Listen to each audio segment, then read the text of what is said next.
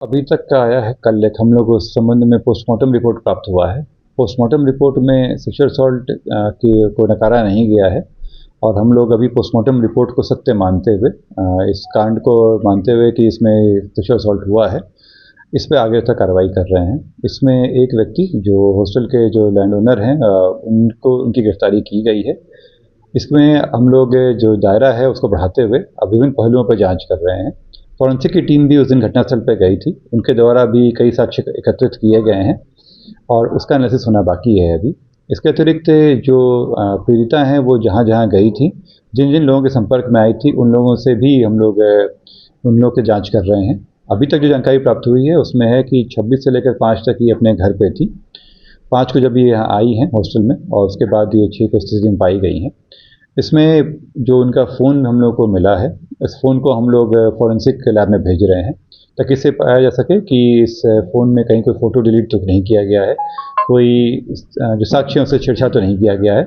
इन सब पे कार्रवाई करते हुए जो आगे अनुसंधान आएगा वापस अवगत कराया जाएगा। की भूमिका पर सवाल उठा रहे हैं। जैसे मैंने आप लोगों को बताया कि जो हम लोगों को डॉक्टर का ओपिनियन प्राप्त हुआ है, जिस तरह से इलाज प्रिस्क्रिप्शन वगैरह मिला है, उस बेसिस पे हम लोग अभी तक कार्रवाई कर रहे हैं।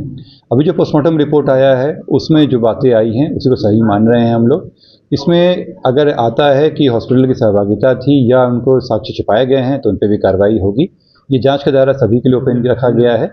क्योंकि सबूतों से छेड़छाड़ नहीं हो, इसीलिए वहाँ पे एक व्यक्ति को हिरासत में लिया गया है और अगर किसी भी व्यक्ति की या डॉक्टर की आती है इसमें तो उनको भी जांच में लाया जाएगा, उन पर कार्रवाई की जाएगी। लगाया है कि इसमें जैसे मैंने आप लोगों को कहा कि अभी चूंकि वो साक्ष्य नहीं कर सके इसलिए एक व्यक्ति की गिरफ्तारी भी की गई है और जो जांच के दायरे में अगर ये बातें आती हैं कि किसी की सहभागिता थी इसमें या किसी के द्वारा ये घटना किया गया है, उनको बख्शा नहीं जाएगा। जांच के दायरे में देखिए, हम लोग जो एक्सपर्ट ओपिनियन होता है उसको मानते हैं, जो डॉक्टर्स का रिपोर्ट आता है उस बेसिस को सही मान के हम लोग अनुसंधान में मदद करते हैं। क्योंकि हम लोग पेशे से डॉक्टर नहीं हैं तो जो मेडिकल ओपिनियन होता है उसी को सही मान के चलाया जाता है।